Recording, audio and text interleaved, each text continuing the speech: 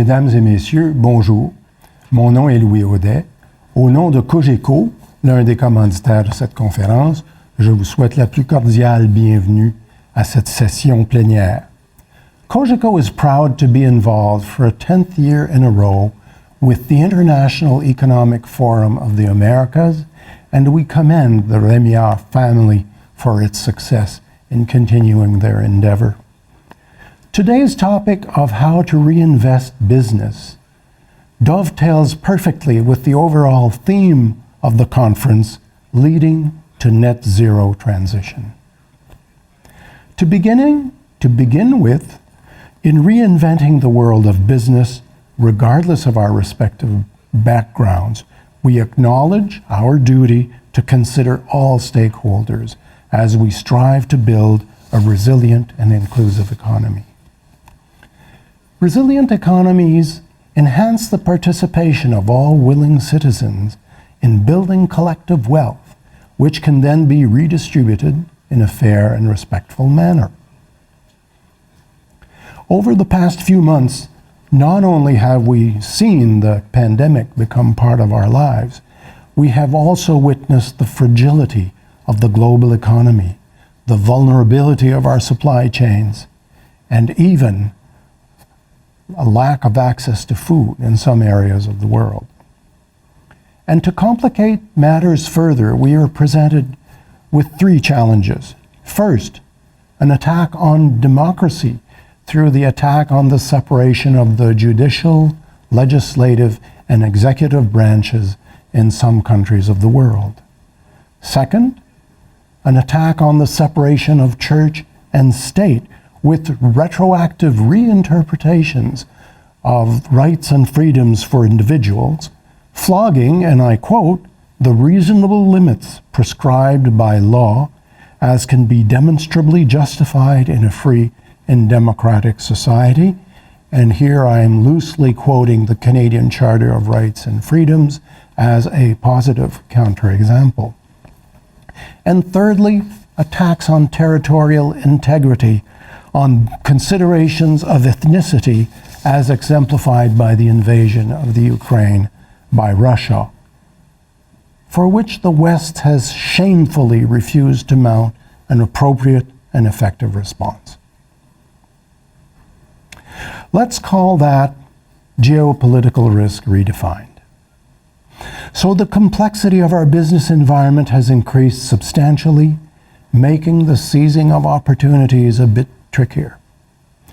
As we move forward, we must reinvent ourselves at every level, from setting of our strategic priorities, which are now guided by ESG imperatives, to the relationships we build with our stakeholders to ensure an inclusive and sustainable growth.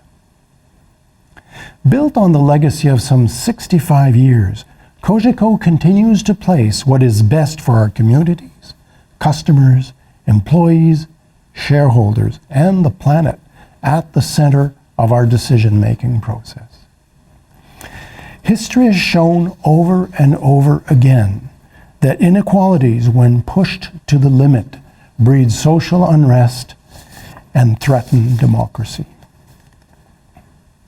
Digital transformation is certainly one of the effective tools at our disposal to address these challenges. And as a service business using a lot of technology, we at Cogeco play an essential role in enabling the digital economy and fostering digital inclusion. This is made possible by the commitment we have made to continuously invest in top quality networks and infrastructure to support and connect families and businesses in over 1,000 communities, which we have the privilege to serve in Canada and the United States. It is also made possible by our strong commitment to support our communities through philanthropic initiatives, including social involvement. And now, without further ado, let's dive into this plenary session that will, I'm sure, move us to action to redefine the way in which we do business and shape a better world in which we seek optimal outcomes for our shareholders, our customers, our employees, and our communities. Merci, je vous souhaite une excellente conférence. Bonne journée. Bonjour tout le monde. Good morning, ladies and gentlemen, and welcome. I'm Perrin Beatty. I'm President and CEO of the Canadian Chamber of Commerce. Louis Audet just set the stage for us exceptionally well for the session on reinventing business. We are living through turbulent times where we're finding that every institution, and certainly that includes business itself, is under enormous forces for change. And we have a panel today that's extremely well positioned to talk to us about some of the ways in which business is changing today to adapt to the new challenges that it's facing, but also to take advantage of new technologies and new opportunities as well. Joining me to discuss all of these issues are four panelists. Adrian Schauer, who's the co-founder and CEO of AlayaCare. AlayaCare is a health tech startup delivering disruptive solutions for the home healthcare industry by combining remote patient monitoring, clinical documentation, and back office software, all of which have been extremely important during COVID in particular. Adrian's also an active angel investor and sits on the boards of several companies, including fast-growing technology firms. Now, Chet is the co-founder and CEO of Starry. Starry has reimagined how broadband networks are built and how consumers connect to the internet by developing a full-stack technology that dramatically reduces the cost of connecting homes to fiber-quality connectivity. Starry is currently serving customers in several U.S. metropolitan areas, and in 2022, it was named to the Time 100 Most Influential Companies list. Ryan Dermody is the president of Norcan Petroleum Group. Norcan is a major supplier of refined and renewable fuels to independent distributors in Quebec and Ontario. Prior to his arrival at Norcan, Ryan led the construction of the new terminal container project at the Port of Montreal. Ryan also served around the globe in the Royal Navy for more than a decade as an officer, and today he's also on the board of the Palliative Home Care Society Foundation and is a member of the Veteran Mental Health Advisory Committee. And Andrew Graham is the co-founder and CEO of Borrowell. Borrowell is one of Canada's largest financial technology companies with over 2 million users. It was the first company in Canada to offer credit scores for free, and it offers products and recommendations across a consumer's financial journey. Borrowell has won numerous awards, including being named one of the top 100 fintech companies in the world by KPMG, one of the 50 fastest growing technology companies in Canada by Deloitte, and top 50 best workplaces in Canada 2 years in a row, which is quite an achievement. So a very distinguished panel. And let's get going and start the discussion. As we mentioned earlier, we are at a very difficult time in human history where we've just gone through COVID. It hasn't left us yet, it's still there. Every CEO with whom I've talked has said that his or her institution won't look the same after COVID as it did before. We have the invasion of Ukraine, we have rising energy costs, we have rising inflation at a 4-decade high, just a series of problems in the workplace to secure workers that we need. Are we at an inflection point in human history that is going to profoundly change the very nature of the global economy itself? Who'd like to start? Please. Yeah, I mean, I just, it's as you illustrated several problems which each one are very, very difficult to address. So we're definitely at an inflection point. I think that we're probably going down a 2-track economy. That's probably what's going to happen, and how do we navigate that? At the same time, we have fundamental supply chain issues in order to build our products, whether it's microchips, whether it's batteries, whether it's petroleum products, and we no longer have the means to address those. So in my mind, I think the most important thing in a company today is to be agile, to be creative. There will be opportunities, there are solutions. I'm not negative don't have a negative worldview. But for sure in our workplace, we are all distance working. We have very few people in the office. I think that's the new future. In terms of supply chain issues, they will go on for the next decade. And I just want to mention one thing maybe. I think one of the most important things for me is that when we decide how we are going to proceed as a society, we do so with full consideration in ethics and taking into account poor countries and the wealthier countries. And what I mean by that is we shouldn't be strip mining poor countries to be net zero in the richer countries. And so these are all situations that we as a society need to decide and address. Is an inflection point, coming back to your first answer? Absolutely, it's an inflection point, and we're seeing it now. Others? Yeah, so our experience, we're a cloud software company. Our assets are our people. And when we entered the pandemic, we were roughly 400 people, over 80% of which lived and worked within a commuting range of our Montreal or our Toronto office. Now we're 700 people. If we have 50% of people that live within one of our principal offices, that would be a stretch, but the offices are empty anyway. So I think one of the things our society still has to digest coming out of the pandemic is the globalization of the white-collar workforce. We hire in Brazil. We had 18 people in Ukraine when the invasion happened. Half are in Poland, half are working from the quieter parts of the Ukraine. But we're basically in this fully globalized, fully virtual workforce right now. And I think the way we consider our national boundaries and how we create comparative advantage as countries, we have to rethink all of that. So we were the opposite. We build and operate networks that serve customers broadband, and in particular during COVID, as things started ramping up, it was obvious that education was going to be a key component of stay-at-home work, and connectivity was going to be a critical component going forward. So we actually mandated 100% office attendance. And that was largely driven by, because we had 700-800 people, somewhere in that range. And a vast majority of workforce is in the field. They're serving customers, they're installing things, they're constructing networks.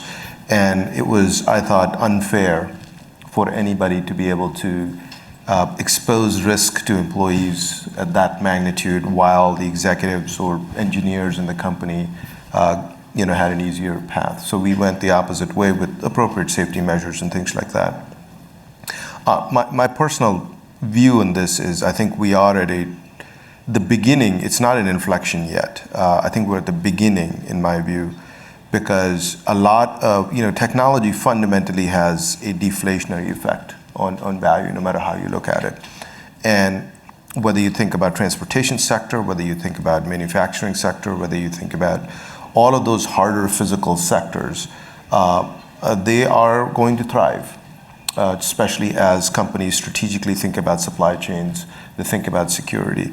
I think the white-collar worker, long-term, is at risk, largely because if you think about the effect of artificial intelligence on finance, you think about the effect of artificial intelligence on medicine and drug discovery, you think about 90% of legal things that are what I will call relatively trivial.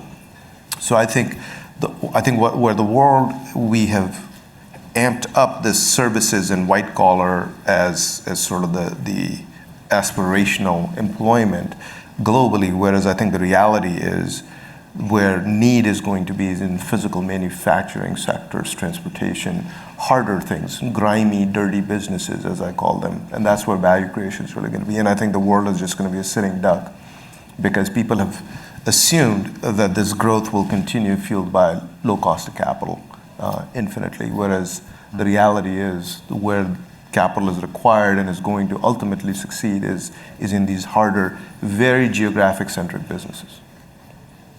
Maybe just to pull together a few of the different comments that have been made, because there's been some great comments made. I mean, I think you can separate what's happening in terms of customer expectations, and sort of topic one, and then running a company as topic two. Certainly what we see in terms of customer expectations in financial services has really been an acceleration more than an inflection point. We've really seen an acceleration of expectations around digital access. So, consumers expect to be able to shop and transact and do a lot of things electronically that before they were only able to do in person. For example, work out. That's another great example of a consumer trend that's accelerated. I think in terms of running a company, just to give some examples of some of the themes we've heard about, it's really been, I think, there's been pros and cons for us. And I think I'm having some trouble with my mic. Maybe I'll just hold it for now. So I think we've seen a general increase in costs for software developers, for example. And that's very much because of a move to a more globalized workforce. So there used to be effectively a discount for Canadian-based software devs compared to Americans, right? You just would get paid less in terms of whatever currency you chose if you lived in Canada. Well, that's gone away because it's easy for a company like Amazon or Netflix or whoever to hire a Canadian based in Canada and then pay US wages. So we certainly, in the early stages of the pandemic, we heard of and in fact saw people getting like 50% to 100% increases in comp if they would go work remotely for a US company. So that's been a challenge, and the result has been a big increase in comp across the board for data roles, software development roles, a lot of kinds of technical roles like that. I think the advantage we've seen as a company based in Canada is the ability to hire really, really excellent talent in other jurisdictions. So we brought on board 2 US-based executives over the last year, people who have really been there and done that at companies at the next level of scale to ours, who are very happy living in the US, they have families there, and we would have struggled to convince them to move to Canada pre-pandemic. Now they're happy to be in New Jersey or South Carolina with their families working for us in Toronto and flying up every couple of months to participate in meetings. So that access, from my perspective, to really terrific talent that I couldn't have accessed before has been a positive. So there's really been sort of pros and cons, I think, for running a business like Borrowell. Let's drill down a bit on that and the whole issue of work. We've seen dramatic changes. Institutions had to change overnight to working from home. A number of you have indicated that you're not going back to the old ways of doing things. On the other hand, you mentioned that you required executives to be there as a matter of principle. Some of the people I've talked to, when I've asked them, how has productivity been affected by this, have said, no, productivity is not the same when people are working from home as opposed to when they're in the office interacting with each other as we're interacting here. How has the nature of work itself changed? Yeah, I think we're in a new stable equilibrium of work from home, and it's driven by the workforce, not the CEOs, at least in tech. So at the beginning of the pandemic, productivity working from home was great because we were able to lean on all the relationships that were built in person, the planning that was done in person. We actually had a rise in productivity. Now, fast forward 2.5 years, I suspect you see the same. Building community and engagement virtually is just not as good as building it in person. But now you have a subset of employees who long for that community, but to commute into an office where the colleagues you're meeting with aren't there, you come to an office, you stare into your Zoom screen, you go home. The next time you ask yourself, well, why did I come into the office? So I do think it's a relatively stable equilibrium, and I actually think even though it's better for carbon emissions, it's worse for human well-being. And I struggle to see, absent a very big recession and a big sapping of demand for tech talent, how we're going to get back to a co-located working environment. And I think it's worse. I agree with Elon Musk on this one. Yeah, I think people are less connected to what they need to do, and the creative process does not work as well. In talking earlier this year to a friend of mine, I was asking him when they moved to virtual workspace, what happened to the productivity? He said, we're all billable hours, so I can track exactly what has happened, and it's fallen as a result of moving online. What's the experience the rest of you have had? I think for us, we obviously we have operating assets, so we can't work virtually. We're an essential service. So we throughout the pandemic, we had people operating our terminals, and we had to manage that with the appropriate safety proceedings that were government mandated. Then we had the administration staff, and actually reconciling the administration staff and the operational staff was really challenging during the pandemic. And this equilibrium that Adrian mentioned is a challenge for us around company culture, engagement. I think people do want to come back to the office, so I think it's a bit of a shame. I actually joined as the president during the pandemic, so I didn't even meet half of the people in my company until very later on. So But you met all of their cats and dogs online. I did, exactly. Their cats, their dogs, their children, and everything else. But yeah, I didn't get to meet them in person. And a lot of business is done in person and is more effective. As you probably know, I work a lot in mental health space, and I think one of the challenges we're going to have post-pandemic, post-inflection, post-dual track economies is a huge issue with mental health globally, but certainly in Canada. We don't have enough people working in the mental health space. We don't have enough awareness around mental health. We're already seeing an increase in suicide rates, mental health issues in the workplace. So from our perspective, I just want to point out that that's a massive point in our company, is to focus on mental health and mental health support for the employees. Yeah, I mean, I think as other speakers have mentioned, this is an area where I think certainly there's been a massive shift. If you want to talk about inflection points, how we work and how companies can be run, especially companies that don't have hard assets, this has been a massive shift. And I think, a trend we've seen over the last, few decades towards shorter tenures at specific companies. I mean, the idea of someone working somewhere for 25 or 30 years is now pretty rare. It didn't used to be. I think we're going to continue to see that, because the downside of less community, as Adrian put it, is, I think, less attachment to a specific company, and it becomes a more transactional relationship, unfortunately. Mm-hmm.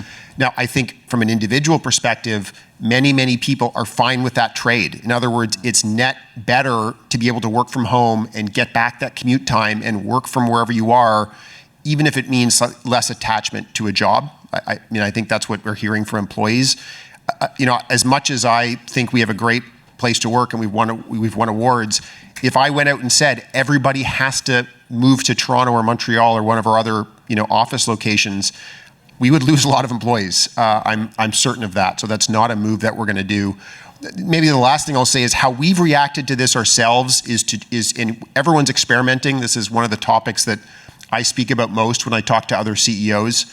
What we've done is we bring our managers together once a quarter in Toronto. So we fly everyone in. Part of the money we've saved from having a smaller office footprint, we've put to travel.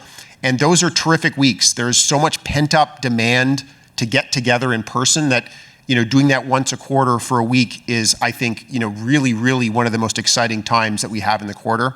And then each team has its own budget to bring its own members together, certain number of times depending on the team throughout the year. And we've created little packages, like you can do the Montreal package, and here's the hotel where your people stay, here's the space that you can rent for meetings, here are the options for social events, so that there's some cost control and some equity, and just we take that burden away from managers. I think there's a big opportunity for companies that help other companies manage that kind of periodic get together of teams. I think there's a big opportunity space there. Chet? Similar sentiments, I guess. My broader observation just for myself is beyond productivity loss, and it's difficult to quantify that because you're really thinking about creative productivity. Everybody can bang out the sort of thing that they're supposed to do. I think the companies that have gone majority virtual are extracting all of the cultural deposits they made in their bank accounts. And there is no refilling of that unless you are there with those shared experiences, shared positive, negative, all of those things. I think the other problem on the mental health question is a real legitimate one, because the stupid smartphone destroyed any boundary we had between work and home. or personal time or anything else. And now it's progressively gotten to the point where, everybody's routinely working from home till 9 p.m., 10 p.m., whatever that thing happens to be. And I'm a big proponent of work as much as you want, because at the end of the day, that's fulfilling for me. But there has to be some calibration of where, the boundary is, because otherwise, and I have lots of friends that used to go to the office and, they walked, and that was a therapeutic thing for them. They got to unwind and think through, and they came home, and then they did other things. So I think that, we had a similar thing where some of our cloud developers, certain groups within the company were like, well, and we basically said, we're giving you fair warning of 6 months.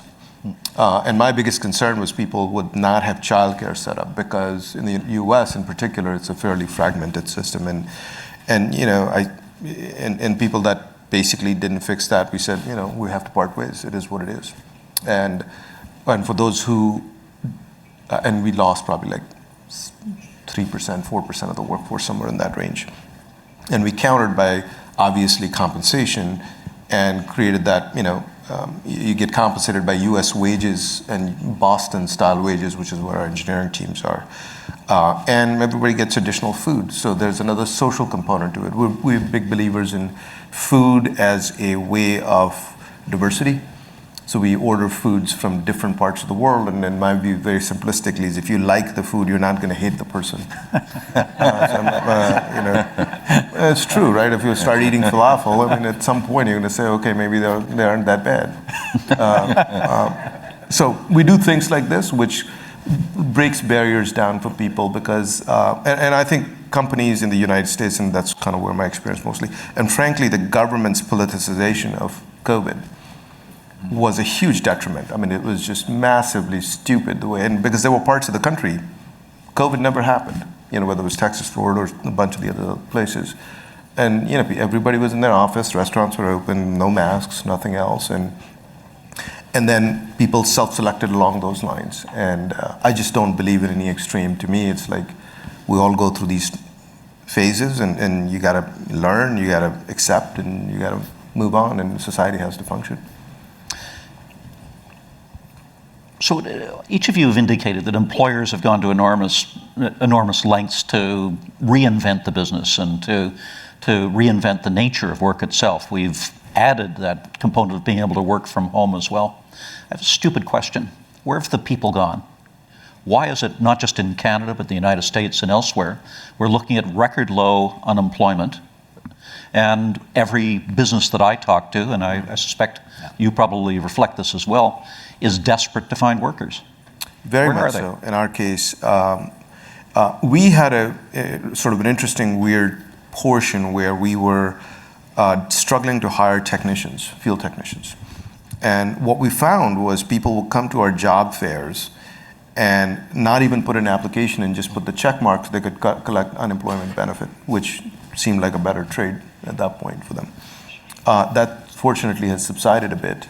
But yeah, it's been we haven't seen wage inflation to that degree, and maybe that's because, you were a higher cost setting coming in. Right. We were a higher different cost setting, experience as a Montreal versus a Boston development team. And I think part of it was also fueled by an insane amount of free money. That the investors were basically rewarding growth at all costs. Nobody saw that the pandemic could be accretive to them, which it turned out to be the case. I had friends running a rug company online that's selling rugs, and they had record years because combination of stimulus money, combination of available time for people. People are redecorating the house or doing whatever else that they want to be able to do. So I think there has been a reduction in desire to work in a certain segment of the population. Yeah.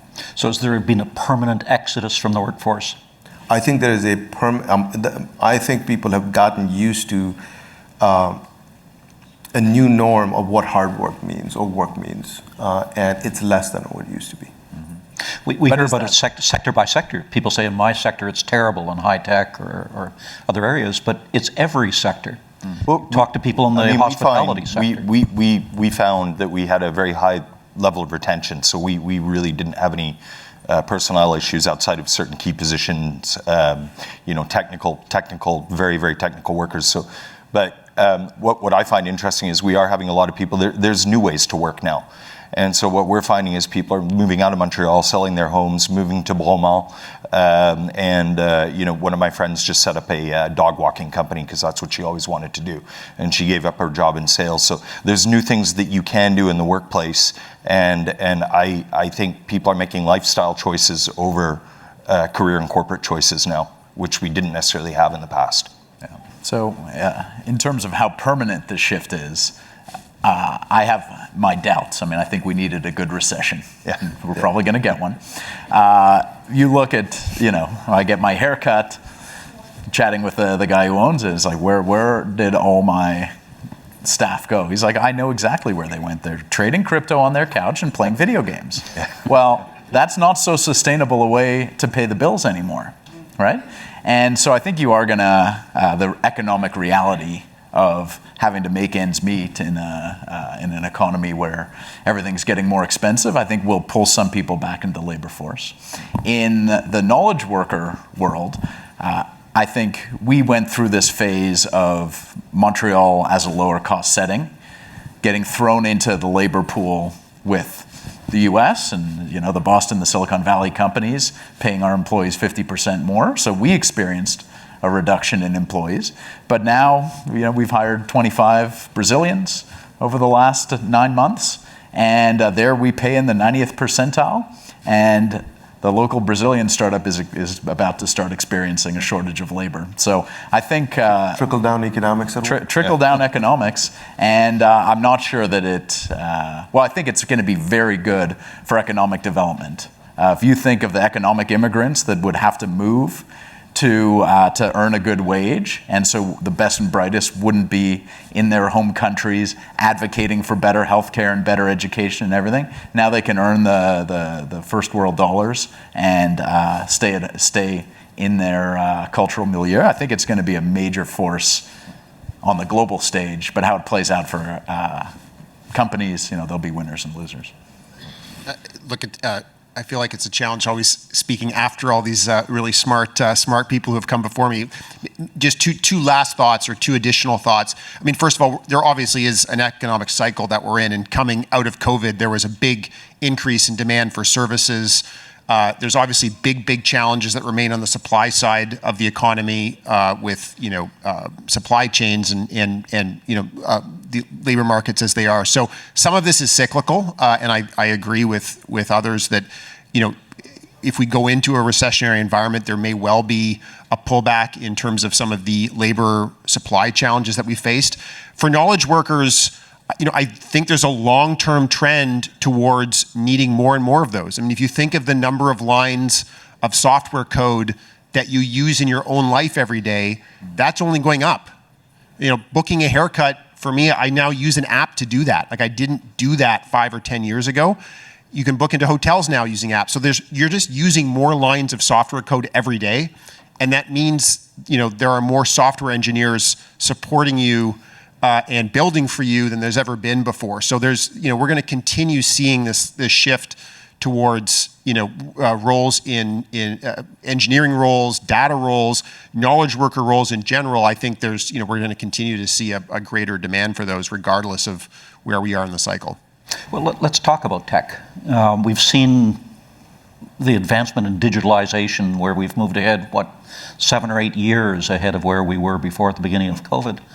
And this has led to the delivery of services in healthcare and a whole range of other areas, education. The Shopify is a great Canadian example of a company that is taking people global now, small businesses. Let's talk for a minute about what are the positive elements that have come out of this. It's hard to talk about a pandemic and say anything good has come out of it, but with digitalization, we do have a very different world now. What have been some of the upsides of this? Operationally for us, it's driven us towards greater levels of automation and technology and exploring things that we frankly wouldn't necessarily have explored before. So that I think is being, we now can run physical terminals with one person. Mm-hmm. Everything is automated, everything's running on whether it's AI or different ERPs. I'm not going to embarrass myself and talk about technology because it's not my thing, but that's been a great benefit for the business. And I talked about at the beginning about agility and creativity. I think it's kind of forced us to be more creative than we would have been necessarily before, and now we're having a better performing company as a result of it. I think for us, COVID was a net positive, largely because connectivity need shot up through, and capital markets were difficult. But overall, as a business, we continued to grow at a 100% rate during those periods. The one thing that I think it is tied into part of the reinvention theme as well is a level of vertical integration is going to start happening in these companies to be able to survive and thrive. And you already see that happen in the semiconductor world, where Apple pretty much designs every chip that's in there on their own, so they don't need a third party. And part of that manufacturing component is going to come onshore or near shore as well. So there's going to be a greater opportunity for what I will say is skilled and trade, as opposed to just knowledge workers. And third, I think the macroeconomic climate is, if I were to summarize it, it sort of feels like there's plenty of capital, a desire for profitability and high margins, which will drive companies to collapse supply chains to maximize the outcomes of that. As opposed to historically, which was there's plenty of growth, so I'm only going to touch the clean veneer part that I like to do, as opposed to the dirty, grimy parts underneath it. So that level of vertical integration, strategic vertical integration, you're seeing the EV sector as a start, as a big move towards that, because that's the only way these companies can distinguish themselves. Vertical integration, Chet, but also localization as well. Localization as well. Bring it home. Yep. Healthcare is one of the key areas where there have been dramatic changes for the better, in my view. Yep. So in our corner of the healthcare system, home healthcare, i.e. nurses, therapists, personal support workers going into the patient's home to provide care, we had a huge spike in virtual care at the beginning of the pandemic, which then subsided actually quite quickly. So we're in the hands-on care part of the health system. Primary care, totally different. I mean, who has video Zoom calls now with their primary care physician? And when you need a prescription, who longs for the days of schlepping in and waiting in the waiting room and getting your 3 minutes with the doctor? So I think parts will have shifted permanently. And then other parts, you have just a limit to what can be virtualized. So for us, it's more about, in fact, there's a big labor component to our end market as well. The demand for home-based care is through the roof, but nobody can get enough care workers to deliver the care. And so there's been a big push towards operational efficiencies and maximizing the care each individual caregiver can give, but you hit physical constraints pretty quickly. And so an economic slowdown, in a sense, will be good for my end market, because it was hard for the personal support worker making $18 an hour to do that hard work when Walmart's paying $25 an hour. So our customers are expecting some labor to come back into our corner. COVID certainly taught us that for the hands-on occupations within the healthcare system, that there's a major shortage. And it's going to continue, particularly as society ages and as our physical needs grow. But it seems to me at the same time that if you're looking at the elderly or persons with disabilities who may have difficulty getting out, people in rural and remote areas, far north in Canada, that suddenly there's an access to healthcare and to education that they never had before. True, but so far, the labor shortages, in terms of access to quality care, I would say the resultant labor shortages from burnout of healthcare workers coming through the pandemic has outweighed the benefits that technology access has brought. Fast forward a year, 2 years, I'm relatively optimistic. I think you might have a rebalancing, but right now it's an absolute labor shortage disaster in the healthcare system across Canada. Andrew? I mean, I can speak to some of the economic aspects that we see. We've got a really interesting view into the consumer, into the Canadian consumer, because we have over 2 million people who have signed up to Borrowell and who have given us permission to pull their credit report every week and show it to them. And so when we aggregate that data and we look at it, and credit report data contains things like how much are people borrowing and how often are they missing payments, how often are they declaring bankruptcy. And really what we saw during the pandemic, despite all the worry and fear in the early weeks and months, was a very resilient consumer in Canada, where debt levels went down, bankruptcy levels went down, missed payments levels went down, and that is all still true today. So as much as we are, likely maybe heading into a recession, we're doing that with a consumer population that is carrying less debt in many cases and is missing payments less frequently than they were, 2.5 years ago before COVID.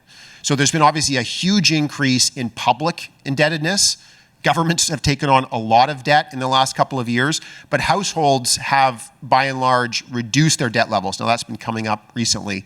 But the consumer is in relatively good shape, partially because they can't buy everything that they might want to buy. It's not available. But this is an interesting dynamic heading into a recession where consumer balance sheets are actually in relatively good shape. So that's been an interesting feature, I think, of the last few years. Is that sensitized for what might happen to mortgage rates and home prices? So certainly increasing mortgage rates will create real problems for monthly income statements. I mean, every $100,000 of mortgage indebtedness, like a 1% increase in rates, I think is like $40 or $50 a month. So that's real. That's real additional cost that will absolutely bring down demand. And I mean, that's ultimately one of the I guess the channels where higher interest rates create a recession by pulling down that demand. So you're right, it's going to create pain, but in some ways that's the goal. That's the goal of central banks who want to reduce that demand. The astonishing thing for me through all of COVID is how well our technological spine worked. I think back to SARS a few years ago. If SARS had had the impact of COVID, our technology would have collapsed under the weight of it. This has worked remarkably well. I think all of us were surprised by how well the system has worked. However, Canadians had a wake-up call on Friday, and it's continuing now, where they didn't have access to their bank accounts, where many businesses were forced to close, where people were shut off the internet, couldn't talk to family, couldn't consult with medical authorities, and so on. What are the lessons here? Have we become too reliant? Are we too euphoric about the technology? Chet, perhaps we can start with you on that. How do we avoid this sort of a collapse? Number one, consolidation. One of the largest challenges we have collectively, and I'll give you the United States as an example, the concentration of service providers is so dramatic. As a result, the supplier base behind them tends to be highly concentrated because nobody can make any money. All of those effects are stacked up. So when you have a single point of failure, you have a much more dramatic impact through that whole thing. And which is why I think the governments need to be vigilant about consolidation. And perhaps the old filters from an antitrust perspective aren't appropriate anymore of what constitutes market power increase or price increase. Typically it used to be basically, is the price going to go up or not? Resiliency needs to come in. Supply chain integrity, security, all of those things need to come in. There's a reason why Huawei became what it is because the entire global operator base consolidated. And as a result of that, they were looking for the cheapest widget they could find. And the cheapest widget typically comes from the guy who doesn't have any obligations of any other kind except, take somebody's intellectual property, package it, and sell it back up. So I think consolidation is a really important factor in future security. For either you could go back to the old AT&T and say it's a government-controlled entity for all intensive purposes, or you cannot let the level of consolidation that we've had happen that essentially creates these single points of failures. But either way, you're talking about more government intervention. Or less. Or less? Yes, more government intervention, one on the policy side and the consolidation. Correct. I mean, I can give a very specific example from my sector in financial services. On Friday, when Rogers faced its challenges, Interac and debit transactions across much of the country stopped working. And if you think of that as an example of a single point of failure, it is pretty shocking. And in our financial services system, we have a very consolidated financial services system. In my view, there's not as much competition as there should be. And this is an example of the cost of that. Instead of having, a multitude of different payment options like you would have in the US, for example, we essentially have one system for peer-to-peer payments in Canada. And when it goes down, it goes down. And that's a problem for hundreds of thousands, millions of people in a day. So I think, one of the lessons of the last few years is part of what drives resiliency is having, multiple options. And we need more of a competitive lens, and a lens that from the government and from regulators that looks at how do we promote, a diversity of options, how do we promote, that sort of thing across a variety of sectors for Canadians. Andrew, does this mean increased costs, though, as a result? The argument in favor of consolidation is economy of scale, and that you don't have redundancy that costs extra money. I mean, invariably it works the other way. Yeah, I mean, that's not what we see, right? Like financial services in Canada is more expensive than financial services in other jurisdictions like the US, like China, where there's much, much more competition. It's hard to make an argument, I think, that we have, inexpensive financial services because of too little competition. I could try and make the argument. We certainly had more resilient financial services, 2008. So if I put myself in the shoes of Rogers, a Bell, or a TELUS, I've got my network operations center. If I had to run a resilient network with half as many customers, that would not be easier. That would be harder. And there's enough competition that Rogers is going to lose subscribers. They're plenty motivated to keep their network up. So I'm not sure about these arguments around network resilience. You need some competition so that you don't become complacent, but you need scale to be able to invest in your... I'm not sure that necessarily is a sustained argument, right? So healthcare is a good example. Yeah, I'm from the US, obviously we have a totally fucked up healthcare situation. And you contrast that with India, where there is a massive amount of fragmentation of high quality healthcare. And it works perfectly fine. Nobody needs scale because nobody needs to be a billionaire. Right, but running a network and providing healthcare services have different fundamental economies of scale. Yes and no, right? Because it depends on what your objective is at the end of the day in those things. And it starts with original government policy, and I've had this debate with our FCC. Spectrum as a resource in the country typically gets bid up for a very silly reason because they want money in the treasury. Which is a de minimis amount of money, right? I mean, $50 billion for the US Treasury is like peanuts. Except the guy who just spent $50 billion start thinking about that. It's like, I just spent $50 billion, so I have to have a near monopolistic view. Whereas if you have different spectrum policy, maybe you don't need to spend $50 billion to build a network. Maybe you don't need a network that serves 50 million people. Maybe you have a different kind of a network equation that emerges. So I think the sins that have been committed over the last 30 years, we're going to continue to pay. And by the way, that applies towards network security. That applies towards virtualization and data leakage that comes off of it. It's like a never-ending cycle. Right, and scale for my business on that front has been a blessing. Before Amazon Web Services was available in Canada, I hosted my app in a local data center with a regional provider. It was a total disaster for resilience. Now I'm on Amazon Web Services, and I never think about it. Well, same with us, and I think we often forget that the virtual world depends on the physical world, so we're talking about a lot of virtual issues. If your energy goes down, then all your companies suffer. What I think we learned is, for example, the cyber attack on the Colonial Pipeline system in the United States, which brought energy to a halt. What we learned is that we cannot protect ourselves. And so what we're focused on is how quickly can we get the system back up. You can put an unlimited budget into cybersecurity and it will get you nowhere. If a state actor wants to hack into your company, they will hack into your company. If you're in my side of the business. So right now, what we're entirely focused on is backup servers. How quickly can we get our servers and operations back And we've internalized and we have vertically integrated. So everything's developed internally at Norcan now, to your point. Quick answer to this. This was, everything that we're hearing so far is this was human error. There was no malign intent. If we'd been dealing with a state player attacking Canada's system across the board, where would we be today? Well, I'll give you a very specific example from my military days. In Iran, the Western